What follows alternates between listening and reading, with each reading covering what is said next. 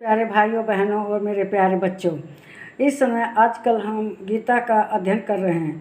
गीता के अध्ययन करते करते हम लोग गीता के चौथे अध्याय के 25वें श्लोक में आ गए हैं। इस समय भगवान कर्म, ब्रह्म, यज्ञ आदि के बारे में अर्जुन को बता रहे हैं कि वह एकदम विशुद्ध मन से यज्ञ करे, मतलब युद्ध करे। युद्ध भी तो यज्ञ है, कर्म ही तो हमारे यज्ञ हैं।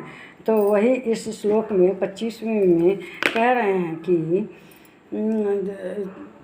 ते मे वापरे यज्ञम योगिन पर्युपासते ब्रह्म अग्ना वापरे यज्ञम यज्ञिने वो जुहति। मतलब दूसरे योगी जन देवताओं के पूजन रूप, मतलब कैसा देवताओं की पूजा, दूसरे देवताओं की पूजा करते हैं। कई तरह के देवी देवताओं की पूजा करते हैं। जैसे जिसकी मनोकामना होती है वैसा ये पूजा करते हैं। जैसे किसी को धन चाहिए तो लक्ष्मी जी की पूजा करते हैं, किसी को घर भूमि चाहिए तो विश्वकर्मा भगवान की पूजा करते हैं। इस तरह से कोई विद्या का चाहता है तो सरस्वती माता की पूजा करते हैं। इस तरह से देवी देवताओं के तरह तरह की पूजा करते हैं।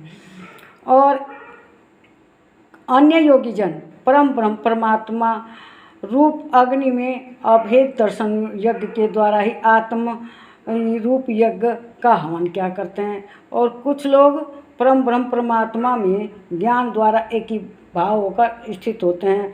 ब्रह्म अग्नि में यज्ञ के द्वारा यज्ञ की हवनी होते हैं। ब्रह्मा जी को के लिए तो यज्ञ करते हैं। और कुछ लोग आत्मज्ञान योग यज्ञ है उनका। कैसे? जैसे हम गीता जी का अध्ययन करते हैं, गीता जी को पढ़ते हैं तो ये ज्ञान यज्ञ हो गया। कुछ लोग तपस्या करते हैं तो तपस्या यज्ञ हो गया। तो इस तरह से तरह तरह की भावना के लोग तरह तरह के पूजन करते हैं। और कुछ लोग ब्रह्मा जी के लिए करते हैं, और कुछ लोग ज्ञान जप यज्ञ आदि कर्म करते हैं। यज्ञ करते हैं देवता की अपनी उपासना से आसक्ति, मतलब उनकी आसक्ति कर्म फल में रहती है, तो वे अलग अलग देवताओं के अलग अलग कर्मों को फल पाने के लिए करते हैं।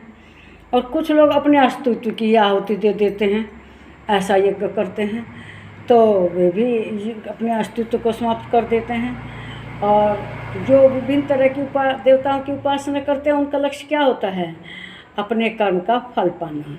तो कर्म फल पाने के लिए जो करते हैं उसका उतना महत्व नहीं है जितना कि निष्काम कर्म होता है। उसमें आदमी किसी चीज़ की इच्छा नहीं करता, वह सब कुछ त्याग कर तब भगवान का ध्यान करता है। केवल भगवान की ही शरण में रहता है।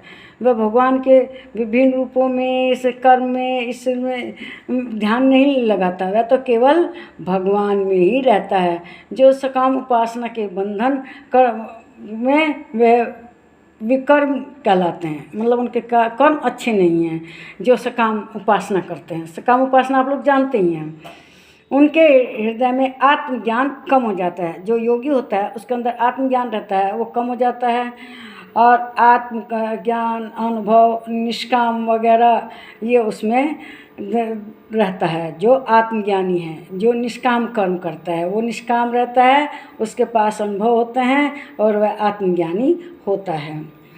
वह भगवान में पूर्ण रूप से लीन रहता है और योगी होता है।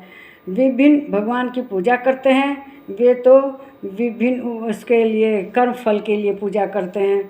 लेकिन जो यज्ञ है वो विष्णु भगवान की पूजा भगवान को प्रसन्न करने के लिए होती है। जो ब्रह्मा जी के लिए होता है ना, वो विष्णु भगवान के लिए ही यज्ञ होता है। और उसमें जो तरह तरह कामना वाले हैं, क्षणिक सुख वाले हैं, भौतिक सुख पाना चाहते हैं, वे लोग तरह तरह के देवी देवताओं का पूजन करते हैं। तो इस तरह से आदमी को जो भगवान में लीन हो जाना चाहता है, मोक्ष प्राप्त करना चाहता है, वो तो अपनी स्वयं की ही आहुति दे देता है। और जो ज्ञानी योगी होता है वो गीता वगैरह का अध्ययन करता है, ज्ञानी योगी। और जो सकाम कर्म करते हैं वे लोग इस दुनिया से जल्द ही चले जाते हैं। तो ठीक है, इस वीडियो को लाइक कीजिएगा, शेयर कीजिएगा और प्लीज़ मेरे चैनल को सब्सक्राइब कीजिएगा। तो इसमें भी श्री कृष्ण भगवान यज्ञ कर्म कितने तरह के हैं, कैसे कैसे कर्म करते हैं। ज्ञान यज्ञ होता है, सकाम क्या होता है कर्म, और विकर्म क्या होता है? विकर्म भी अच्छा नहीं है। विकर्म भगवान को की शरण में जाने के लिए, भगवान का बोध करने के लिए, भगवान से मोक्ष पाने के लिए विकर्म भी गलत है। सबसे अच्छा है जो योगी यज्ञ करते हैं, कर्म करते हैं, आत्मयज्ञ करते हैं, वे लोग मोक्ष प्राप्त करते हैं। नमस्कार मेरे प्यारे भाइयों और मेरे बच्चों।